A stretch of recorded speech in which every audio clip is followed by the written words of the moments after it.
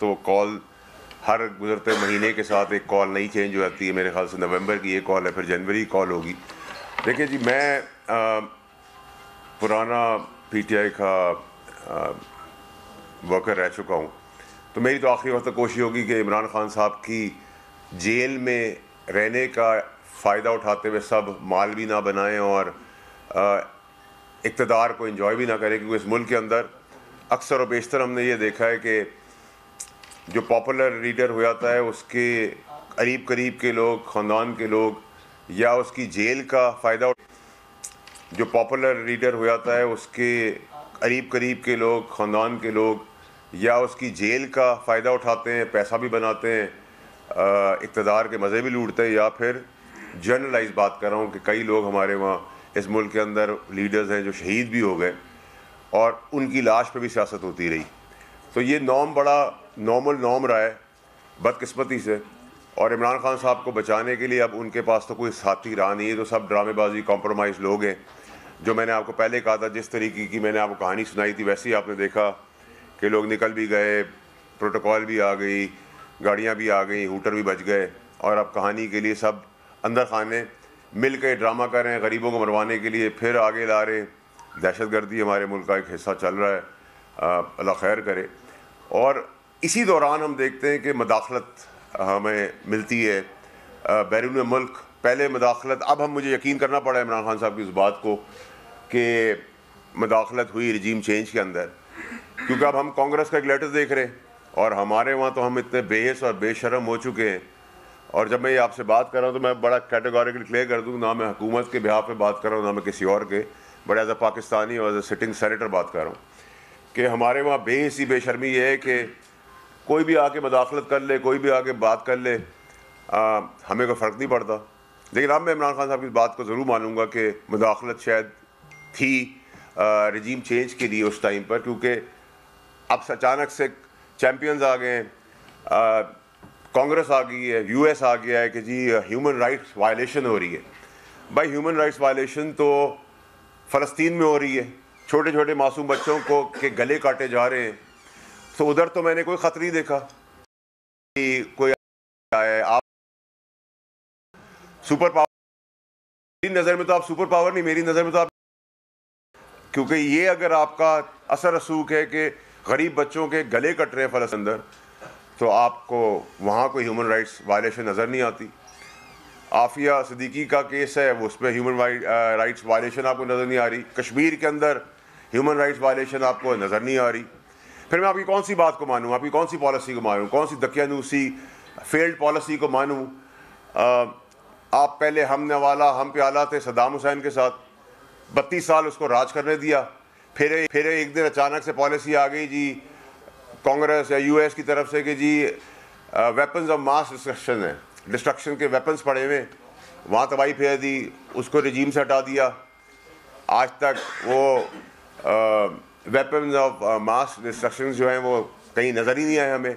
अफ़गानिस्तान के अंदर आप आए, आधे रास्ते में छोड़ के चले गए, वहाँ हमर्स, हेलीकॉप्टर, गोला बारूद, बंदूकें, नाइट विजन गॉगल्स सब छोड़ के चले गए, ना उसके इर्द गिर्द के ममालिकों को लिस्ट दी, ना कोई चीज़ की।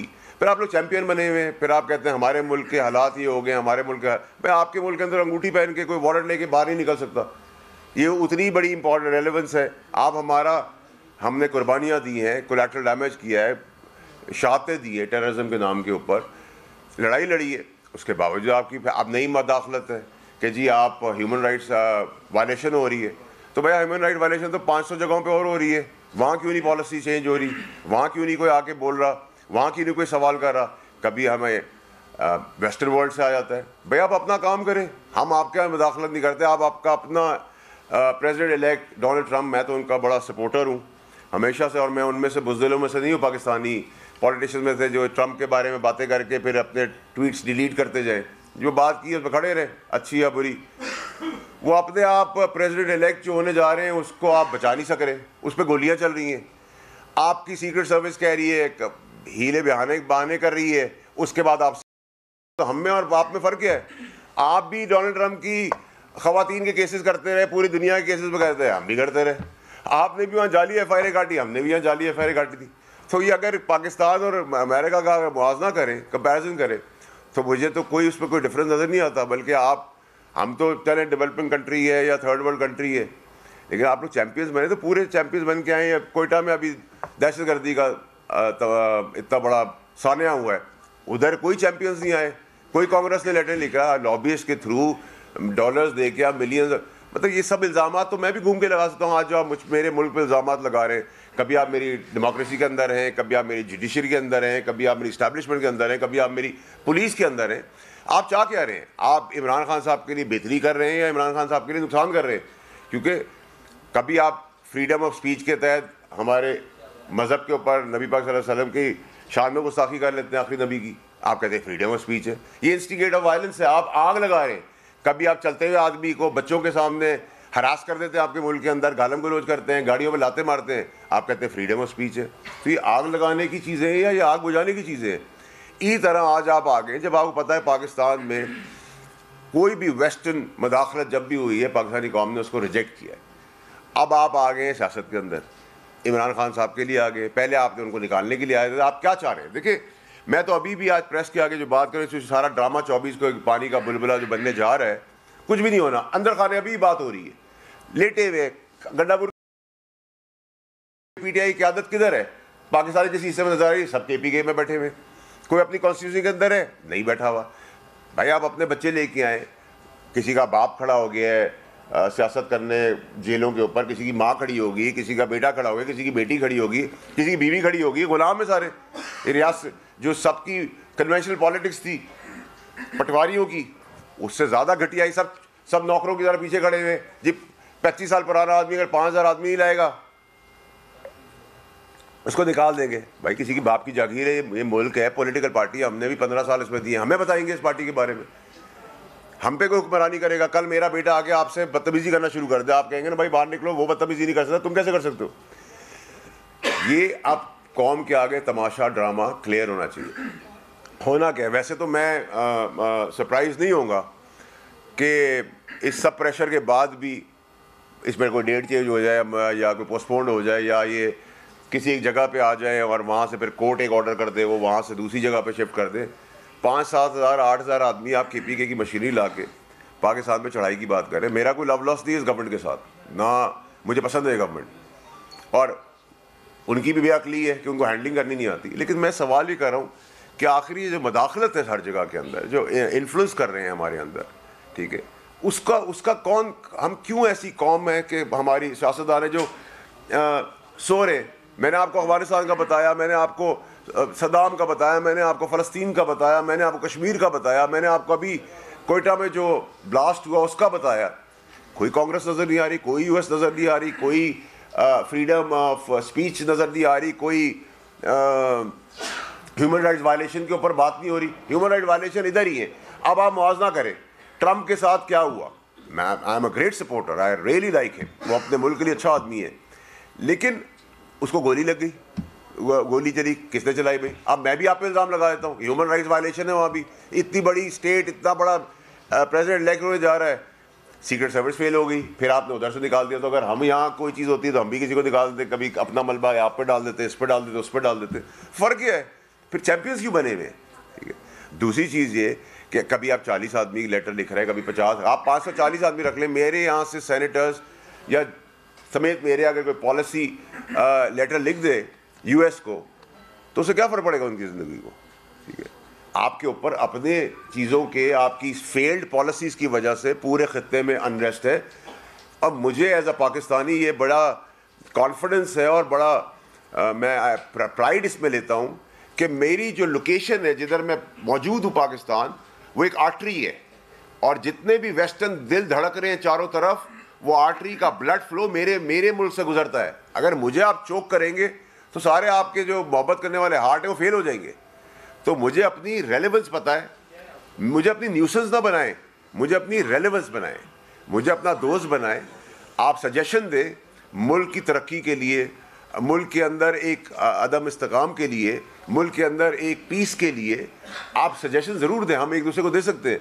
ये ग़ुलामी का और मुदाखलत वाली चीज़ एक्सेप्टेबल नहीं है। और आपको मेरा सजेशन ये है कि आपकी फेल्ड पॉलिसी जो है, जिसने पूरे खित्ते को एक साइड पे लगाया हुआ है, स्पेशली जो चैम्पियंस हैं डेमोक्रेसी के सो कॉल्ड यूएस। मैं समझता हूँ कि उनके कांग्रेस के लोग आके ये बताएं कि आप खित्ते को रीएड्रेस करें, रीस्ट्रक्चर करें, रीविजिट करें, क्योंकि आपने जो दहशतगर्दी ख़त्म करने के लिए आप गए थे, इस अफगानिस्तान को छोड़ के आप लोग भाग गए और सारे इक्विपमेंट्स दे के चले गए जो बैन है, जिन पे सैंक्शन लगी हुई है, और खित्ते को ख़तरे में छोड़ दिया। इसी तरह जब टेररिज्म को एड्रेस करने भी आप लोग आए तो आपने अगर किसी टारगेट को हिट किया, कोई टेररिस्ट था, तो उसके साथ एक मासूम आदमी, किसी का बच्चा, किसी की माँ, किसी की बहन, किसी की बेटी मार दी। वहाँ से भी वायलेंस और रिवेंज शुरू हो गया। इसको रीएड्रेस करें, ये तमाशा बंद करें बदाखलत का, ये ड्रामेबाजी 24 को हो रही है। मैं आपको भी कह रहा हूँ, ना 24 को कोई रिहाई हो रही है, ना 24 को कोई मार्का पेश आ रहा है। ये सारा जो कंसोलिडेट अंदर ड्रामा किया था बैठ के, जो व्हीलिंग डीलिंग करके सब आए हैं, जो घूम फिर भी रहे, ये कहानियाँ भी करें कि इमरान खान के लिए आखिरी कॉल है और 24 को ये हो जाएगा। 7-8 हज़ार आदमी, 10 हज़ार आदमी, 20 हज़ार आदमी, 25 हज़ार आदमी, लाख आदमी, 2 लाख आदमी, 5 लाख आदमी, 50 लाख आदमी, 25 करोड़ की आबादी में what difference will it make? कुछ भी नहीं होगा इसके अंदर। लेकिन आप लोग पाकिस्तानी कौम को ज़रूर इन्फॉर्म करें कि अंदर खान ने इमरान खान को जेल में डालकर उसका सौदा करके ये सबको मराहत मिल रही है, सबको कोई ना कोई रिलीफ मिल रहा है पीटीआई के अंदर। इनको नहीं, सब केपीके हाउस में बैठे हुए, पाकिस्तान का हिस्सा, केपीके भी पाकिस्तान का हिस्सा, कोई इंडिया का हिस्सा नहीं है। अगर वहाँ भी हमें लगा कि मुल्क के खिलाफ कोई साजिश हो रही है, उधर भी रेड हो जाएगी। आप इल्ज़ाम लगाएंगे कल के जी मास्क वाले आ गए, डाले आ गए, ये आ गए, जाओ जो इल्ज़ाम लगाना लगा लो। अच्छा, प्रॉब्लम ये है कि फ्रस्ट्रेशन हुई भी है। 26 अमेंडमेंट हो गई, ठोक बजा के हुई, 27वीं भी हो जाएगी जब ज़रूरत पड़ेगी। चलो 26 की बात कर लेते हैं। उसके बाद सर्विसेज चीफ जो सारे थे उनकी मुद्दत मुलाजमत बढ़ गई, जजेस की तकर्री हो गई, बाकी सारे इश्यूज एड्रेस हो गए, इकनॉमिक इंडिकेटर्स बेहतर आ गए। मैं इसका कोई क्रेडिट गवर्नमेंट को देने को तैयार नहीं, मैं तो SIFC को देने को तैयार हूँ। अगर वो उसके दौरान अगर आपका बेहतरी आ रही है, but that does not mean कि आप हमारी अंदर इंटरफेरेंस और इंटरवीन कर जाए हमारे मामलात के अंदर। हमारा मसला है, हम 18 में क्या हुआ, 2003 में क्या हुआ, 2008 में हुआ। भुट्टो साहब फांसी चढ़े, कोई ह्यूमन राइट वायलेशन नहीं थी, कोई US नहीं आई, उसकी डेमोक्रेसी और उसके कांग्रेस वाले नहीं आए। ज़ियाउल हक साहब का जहाज़ फटा, अमेरिकन मर गए, उसको आज तक प्रूव नहीं किया गया। बीबी शहीद हो गई, उसके ऊपर ह्यूमन राइट्स वायलेशन नहीं थी। नवाज शरीफ को उठा के बाहर फेंक दिया, 2/3 मेजॉरिटी था, ह्यूमन राइट वायलेशन नहीं थी। इमरान खान की रिजीम उठा के बाहर फेंक दी, हमारा कोई ताल्लुक नहीं है। अब इमरान खान का ताल्लुक हो गया है, अब आप कह रहे हैं ह्यूमन राइट्स वायलेशन है। अगर मैं ये सारे इल्ज़ाम घुमा के आपके ऊपर रख दूं जो आज तक अमेरिका के अंदर हो रहा है, जो आपके प्रेसिडेंट के साथ हुआ, ठीक है, हर किस्म का केस आपने उस पर बनाया, आपने मीडिया दबाया, आपने उसके ऊपर असैसिनेशन अटैक हुआ, कोर्टों में उसको घसीटा, तो क्या वो इल्ज़ाम लगाना मेरे लिए बेहतर होंगे? उस इल्ज़ाम से क्या मेरे आपके ताल्लुकात अच्छे हो जाएंगे? क्या उस इल्ज़ाम से मैं कोई बेहतरी मुल्क के अंदर कर रहा हूँ कि दुनिया के अंदर कर रहा हूँ? और ऐसा नहीं है कि हमारी ब्रदर मुल्क हमसे दूर हैं, चाहे वो चाइना हो, चाहे वो UAE हो, चाहे वो कतर हो, चाहे वो टर्की हो, और फॉर दैट मैटर वो रशिया हो। तो हमें अपने खित्ते की पोजीशनिंग जोग्राफिकली भी पता है कि हम किधर बैठे हुए। हम एक आर्टरी है, जिस आर्टरी के तहत हमारी ज़रूरत है, लेकिन हमें न्यूसेंस के तौर पे नहीं, रेलेवेंस के तौर पे लें। हमें दोस्त लेके चलें, हमारा सजेशन लें, हमें सजेशन दें, हमारी इमदाद करें, हमारी हेल्प करें, हमारी पॉलिसी को बेहतर करें। आपके ऊपर डॉक्यूमेंट्रीज बनी हुई हैं, आपके हिटमैन के सवालात हैं आपके ऊपर पूरी दुनिया के अंदर। ये वो 25-30 साल पुराना वाला दुनिया नहीं रही कि आपने वो लॉबीज़ के थ्रू मिलियंस ऑफ डॉलर दे दिए और मुझे आके किसी लॉबीज़ ने आके कहा कि यार वो 50-60 आप भी साइन कर दें, हम भी साइन कर दें, और कर देंगे तो बहुत कुछ हो जाएगा। कुछ नहीं हो रहा, ये हमारा इंटरनल मैटर है। और अगर आपको फिर भी कोई, वैसे भी बहुत सारे ममालिक जब इन्फ्लुएंस करते हैं तो हम बीमारी की रिपोर्ट बना देते हैं, उनको भेज देते हैं। तो अगर आपको ऐसी चीज़ करनी है तो वो भी बता दें, खुल के बताएं ना, हमारे ड्रामे और गेम ना करें। और ये 24 का भी जो कियोस्क क्रिएट हुआ है, वैसे तो आप लोगों को खुद ही नेक्स्ट 72 घंटे में चीज़ें खुद ही पता चल जाएंगी, बहुत ज़्यादा आप लोग इन्फॉर्म्ड हैं। लेकिन अंदर खाने पूरी PTI की लीडरशिप कहीं नहीं मौजूद सिवाय KPK की। वहाँ मशीनरी बेदहड़ इस्तेमाल हो रही है, गरीबों का खून चूसा जा रहा है, पैसा बनाया जा रहा है, पार्टी पे कब्ज़े की जंग लड़ रही है, बेगम साहिबा का धड़ा है, वो नॉन सियासी हैं, बहन का धड़ा है, लॉयर्स का धड़ा है, पुरानी PTI का धड़ा है, नई PTI का धड़ा है, मदाखलत है, तो आप पाकिस्तान को किस जगह पे ले जा रहे हैं? अब हमने, मेरे लिए, क्योंकि मेरे वो एक्स बॉस रह चुके, मैं तो उनके लिए जो आज तक बात करता रहा, उनकी बेहतरी के लिए करता रहा, और आज भी मैं समझता हूँ उनको अल्लाह ताला को अक्ल दे दे कि वो आंखें खोल के देख सके कि उनकी जेल और उनको तकलीफ़ों में पहुँचाने के बाद ये सब कितनी अयाशी खुल के कर रहे हैं। और जो आय वॉश है, 50 आदमी भी कोई MPA या MA नहीं ला सकेगा। पंजाब में तो आप भूल जाएं, PTI के सारे MPAs जो हैं वो PTI के ख़िलाफ़ खड़े हुए हैं, क्योंकि PTI तो वो पार्टी नहीं थी। मेरी तो पॉलिटिकल बर्थ या पैदाइश सियासी तौर पे इसी पार्टी में हुई है। तो यहाँ कोई चौधरी नहीं है, बस सुलेमान आके हमें रूल करना शुरू कर, तो बाकी के तो किसी खाते में कोई नहीं है। और आप यहाँ, मैं तो खुद हैरान हूँ, शर्मिंदा हूँ कि लोग ऑडियो के बाद सर झुका के नौकरों की तरह खड़े हुए, जिन्होंने 20-20 साल 25-25 साल किया, तो उसका कि अटैक करो, आग लगा दो, तो आग लगाने वाले को टिकट भी मिलेगा, पोजीशन भी मिलेगी। और गंडापुर साहब के आपने जितने पहले धरने देखे, उसमें आपने कब देखा गंडापुर साहब आ गए हैं या चढ़ाई हो गई है और उन्होंने कफन बांध लिया है? भाई कफन नहीं तो सब पैरों में पड़े हुए, सब कॉम्प्रोमाइज्ड हैं, और अभी भी डायलॉग बाजी हो रही है और एक कियोस्क बन रहा है, और हम कम अकल जो हमारी गवर्नमेंट है वो कंटेनर बंद करके उसको कामयाब कर रही है। तो मेरा जो आज जो मुद्दा था वो सिर्फ ये था कि एक तो मदाखलत पे मैं सारे पाकिस्तानियों को खड़ा करना चाहता हूँ कि ये मदाखलत हमें ना बर्दाश्त थी ना है। हमारी इंटेग्रिटी है, हमारी इज़्ज़त है, हम शायद उतना तरक्की याफ्ता मुल्क नहीं है। दूसरा 24 का जो ड्रामा है उसके अंदर हमारी बड़ी क्लैरिटी है, और अब मेरे ख़्याल से टाइम आ गया कि असम्बलियों को आगे बढ़कर इन मदाखलतों को रोकना पड़ेगा फ्रंट फुट पे आकर। और अगर हमसे सवाल होंगे तो हम भी उसका भरपूर सवाल भी करेंगे और जवाब भी उसका देंगे। बट ऐसा नहीं है कोई हमें बुलडोज़ करके मैदान में छोड़ जाए और हम बिल्कुल लावारसों की तरह, नौकरों की तरह पैरों पे बैठे रहेंगे, ऐसा कुछ भी नहीं। हम घास खाएंगे, हम जज्बाती कौम है। हमारे मुल्क में जब जंगी हुई उसमें जज्बात, अल्लाह अकबर के नारे के ऊपर लोगों ने अपने सीनों पे बम बांध के टैंक उड़ाए हैं। तो हम बड़ी बहादुर कौम है, बड़ी खुद मुख्तार और खुददार कौम है। हमारी खुददारी को ना कोई अंडर एस्टिमेट करे, ना इसको हमारी कमज़ोरी समझे। आपने कहा कि अगर कोई बात है तो खुल कर कहे।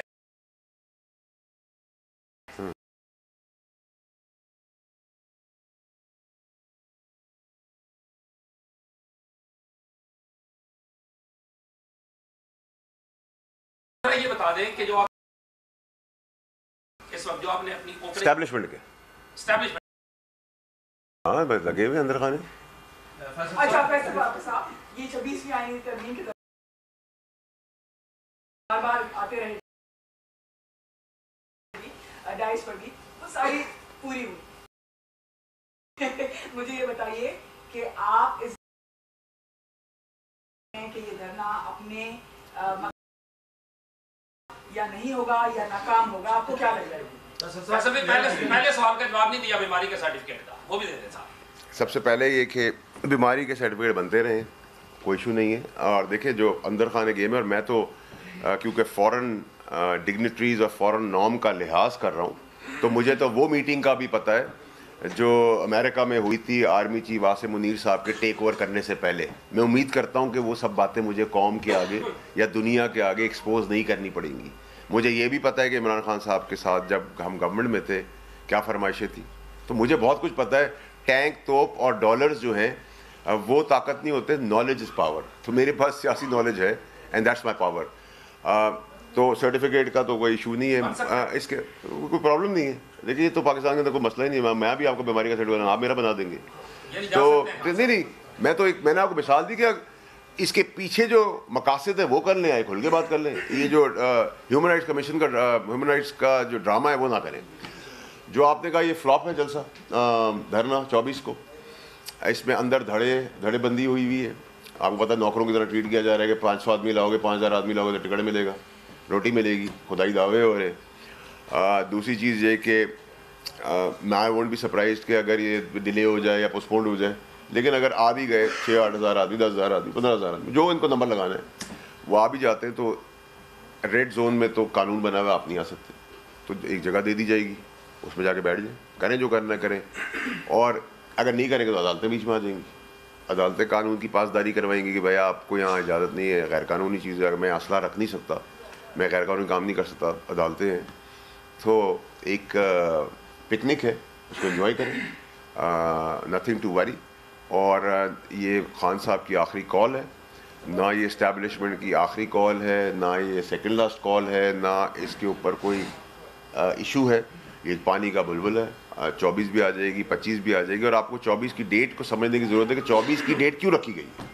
25 को चार्ज फ्रेम होने हैं इमरान खान साहब के ऊपर, और बहुत तेज़ी से दूसरी तरफ उनके दोस्त, उनके हमने वाला, हम पे वाला, उनके भाई, उनके हमदर्द जो उनको यहाँ तक लेके आए, फैज़ साहब की चीज़ें बहुत तेज़ चल रही हैं। तो अगर वो डेट्स के ऊपर आप चले जाएँ तो आपको ऑटोमेटिकली पूरी कहानी पता चल जाएगी। और कौम को समझ आ गई है कि पीटीआई, मैं ये नहीं कह रहा कि ये जो पॉलिटिकल पार्टी है बहुत ज़बरदस्त है, बहुत अच्छे लोग हैं और ये बड़े दूध के धुले फरिश्ते, नथिंग एट ऑल।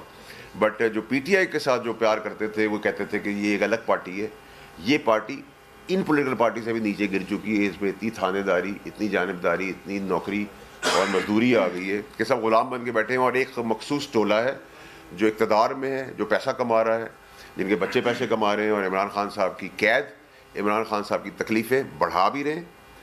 और याद रखें कि ये जो अंदर खाने जो बातें, और उसमें ये मदाखलतें और इस टाइप की चीज़ें होती थी, तो इमरान खान साहब के लिए आसानी नहीं, तकलीफ़ें पैदा कर रहे हैं, मज़ीद तकलीफ़ें पैदा कर रहे हैं। मत जेल को ना भूलें, हाउस अरेस्ट को आप ना भूलें, बहुत सारी ऐसी चीज़ें जो अंदर खाने ये वो काम कर रही है पीटीआई के कोई दुश्मन भी अपने लीडर के साथ ना करें जो ये कर रहे हैं।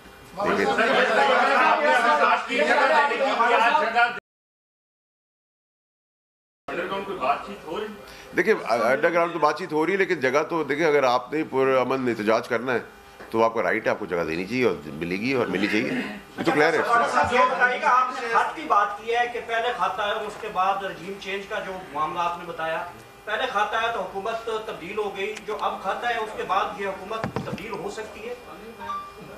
बड़ा मैंने खेल सवाल किया, लेकिन मसला ये कि मदाखलत उस वक्त ठीक थी या मदाखलत इस वक्त ठीक है।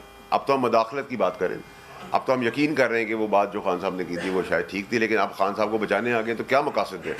इस अनरेस्ट, इस तोड़ फोड़, इस गालम गलोच, इन सब चीज़ों से आप बैरून मुल्क को हमसे मकासद देना चाह रहा है? क्या इसके पीछे फ़वाइद छुपे हुए हैं? इसको अब ढूंढने की बहुत ज़रूरत है, क्योंकि पल में तोला, पल में वो क्या मिसाल है, वो तो नहीं उसका आज काला है सफ़ेद है, आप अच्छे हैं आप बुरे हैं, ये चीज़ नहीं पॉसिबल। और जो लहर हमारे मुल्क की तरफ आ रही है, जब भी कोई डेलीगेशन आता है, जब भी कोई पटरी पर मुल्क चलना शुरू होता है, जब भी कोई आगे पीछे चीज़ें चलना शुरू होती है, चीज़ें ख़राब होना शुरू होती है। आप कहते हैं कि ये निकम्मे नाअहल हैं, अपना जमात को भी, नून लीग को भी, और ये निकम्मे नाअहल आपको सेनेटर भी बनवा रहे हैं, और आप आज जिन चीज़ों को उनको एड्रेस करना चाहिए था कि अकेले बैठ के देखिए आपकी अपनी देखिए, मेरी तो रेलेवेंस है वैसे पाकिस्तानी, जितनी आपकी रेलेवेंस है उतनी मेरी रेलेवेंस है। अपनी गैरत की बात है, अपनी इज़्ज़त की बात है। किसी को बेशर्मी और बेहाई पसंद है, किसी को ग़ुलामी पसंद है, किसी को मदाखलत पसंद है, मुझे नहीं पसंद।